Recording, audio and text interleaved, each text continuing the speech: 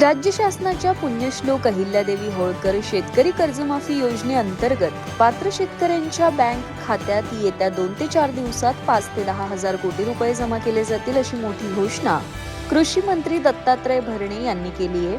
सध्या ॲग्रीस्टॅक प्रणालीद्वारे याद्यांची पडताळणी सुरू असून या संपूर्ण योजनेतून शेतकऱ्यांना एकूण 40,585 कोटी रुपयांचा लाभ मिळणार आहे. दुसरीकडे 7/12 उतार्यावर नोंद असलेल्या राज्यातील 2,31,000 वंचित शेतकऱ्यांना महसूल रेकॉर्डवर आणून कर्जमाफीचा लाभ देण्याचा निर्णय महसूल मंत्री चंद्रशेखर बावनकुळे यांनी घेतलाय. तसेच शहरी भागातील शेतकऱ्यांनाही सर्व कृषी योजनांचा लाभ मिळवून दिला जाईल अशी ग्वाही यावेळी देण्यात आली आहे.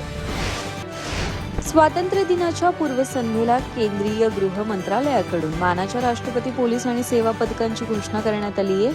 यात महाराष्ट्रातील 5 पोलीस आणि कारागृह अधिकाऱ्यांना उल्लेखनीय कामगिरीबद्दल राष्ट्रपती उत्कृष्ट सेवा पदक जाहीर झालं. यामध्ये अपर पोलीस महासंचालक शिरीष रवींद्र जैन, उपपोलीस अधीक्षक सुभाष भुजबळ, सहाय्यक पोलीस उपनिरीक्षक संजय वायचळे यांच्यासह कारागृह सेवेतील संजीव घाणेकर आणि संजय तळवारे यांचा समावेश आहे. याशिवाय राज्यातील 37 पोलीस अधिकारी आणि कर्मचाऱ्यांना गुणवत्तापूर्ण सेवा पदके घोषित झाली असून अग्निशमन, गृहरक्षक आणि कारागृह विभागातील जवानांनाही त्यांच्या विशिष्ट सेवेसाठी सन्मानित करण्यात आलंय.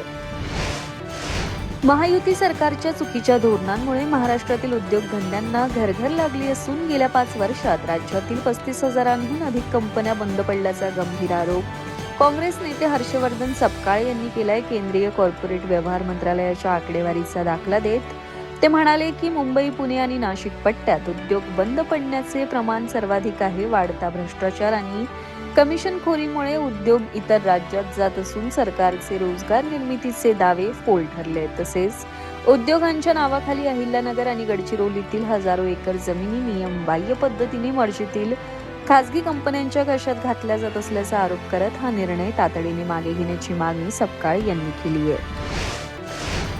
मराठी काव्यविश्वात आपल्या संवेदनशील आणि चिंतनशील लेखणीने स्वतंत्र ठसा उमटवणारे ज्येष्ठ कवी दत्तात्रय भास्कर तथा भा धामणकर यांचे वृद्धापकाळाने निधन झाले. ते 95 वर्षांचे होते. त्यांच्या जाण्याने मराठी साहित्यातील प्रगल्भ आणि शब्दांचे मर्म जाणणारा ज्येष्ठ कवी हरपल्याची भावना व्यक्त होते. भारतीय रिझर्व्ह बँकेतून निवृत्त झालेले धामणकर गेल्या अनेक दशकांपासून डोंबिवलीत वास्तव्यास होते. सत्यकथा, मौज यांसारख्या नियतकालिकांमधून त्यांनी विपुल लेखन केलं. इयत्ता 10वीच्या पाठ्यपुस्तकातील त्यांची वस्तू ही मानवी मूल्यांची जपणूक करणारी कविता विशेष गाजली. त्यांच्या निधनाबद्दल संपूर्ण साहित्य विश्वातून हळहळ व्यक्त केली जाते.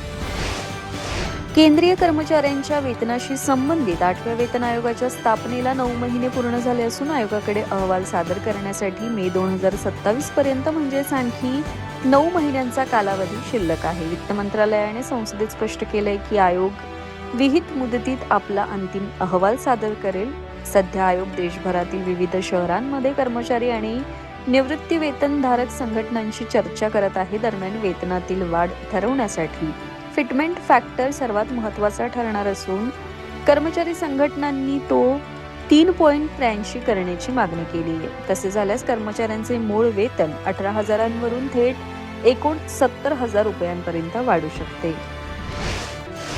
इराणचे राष्ट्राध्यक्ष मसूद पेझेश्कियान आगामी सप्टेंबर महिन्यात नवी दिल्ली येथे आयोजित 18व्या ब्रिक्स शिखर परिषदेत सहभागी होण्यासाठी भारत दौऱ्यावर येणार आहेत. भारत 2026 मध्ये ब्रिक्स संघटनेचे अध्यक्षपद भूषवत असून या परिषदेचे यजमानपद भूषवणार आहे. पश्चिम आशियातील वाढत्या तणावाच्या पार्श्वभूमीवर पेझेश्कियान यांचा हा दौरा आंतरराष्ट्रीय स्तरावर अत्यंत महत्त्वाचा मानला जातोय. यापूर्वी इराणचे परराष्ट्र मंत्री अब्बास अराक्ची यांनी भारत भेट देत द्विपक्षीय चर्चा केली होती. त्यांनी पश्चिम आशियातील शांततेसाठी भारताच्या विधायक भूमिकेचे स्वागत करत होर्मुझ सामुद्रधुनीतील व्यापारी जहाजांच्या सुरक्षेची हमीही दिली होती. रेल्वे भरती मंडळाने RRB कनिष्ठ अभियंता JE आणि डिपो मटेरियल सुपरिटेंडेंट DMS पदांच्या 3,993 जागांसाठी ऑनलाईन अर्ज प्रक्रिया सुरू केली आहे. संबंधित शाखेतील 3 वर्षांचा डिप्लोमा किंवा BE BTech पदवीधारक यासाठी 13 सप्टेंबर पर्यंत अर्ज करू शकतात. उमेदवारांचं वय 18 ते 33 वर्ष असणं आवश्यक असून आरक्षित प्रवर्गासाठी वयोमर्यादेत सवलत दिली आहे. निवड प्रक्रिया CBT 1, CBT 2 कागदपत्र पडताळणी आणि वैद्यकीय चाचणीद्वारे पूर्ण होईल. अर्जदारांनी केवळ एकाच RRB झोनमधून अर्ज करणं बंधनकारक असून एकापेक्षा जास्त अर्ज केल्यास ते बाद ठरवले जातील असा इशारा प्रशासनाने दिलाय.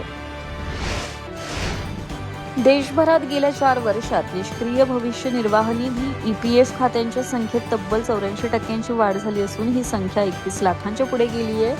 कामगार राज्यमंत्री शोभा करंदलाजे यांनी राज्यसभेत ही माहिती दिली. 2020-21 मध्ये 11.72 लाख असलेली अशी खाती 2023-24 मध्ये वाढून 21.55 लाखांवर पोहोचली आहेत. नोकरी सोडल्यानंतर कर्मचाऱ्यांनी पैशांवर दावा न करणं आणि KYC किंवा आधार जोडणी अपूर्ण असणं ही याची प्रमुख कारण आहेत. या खात्यांमधील रक्कम संबंधितांपर्यंत पोहोचवण्यासाठी EPFOने थेट बँक खात्यात निधी वर्ग करण्यासाठी ऑटो क्लेम प्रणाली आणि निधी आपल्या निकट सारख्या जनजागृती मोहिमा सुरू केल्या आहेत.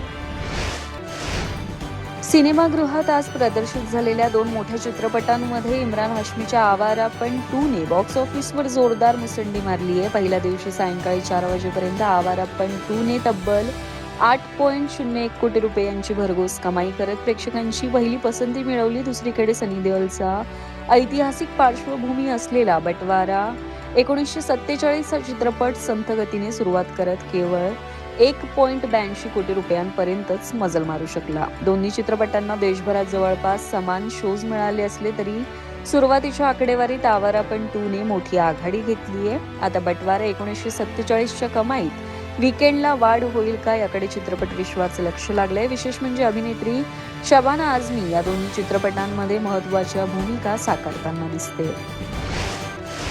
ऑस्ट्रेलिया आणि बांगलादेश यांच्यातील पहिल्या कसोटीच्या दुसऱ्या दिवशी ऑस्ट्रेलियन वेगवान गोलंदाज मिशेल स्टार्क आणि बांगलादेशचा मेहदी हसन मिराज यांच्यात मैदानावरच वाद पेटला. स्टार्कच्या चेंडूवर धाव घेताना मिराज आपल्या फॉलो थ्रूच्या जागेतून धावल्याचा आरोप करत संतापलेल्या स्टार्कने त्याला तुझ्या जागेतून धाव असा दम दिला. यानंतर पंचांनी तात्काळ हस्तक्षेप करत हा वाद मिटवला.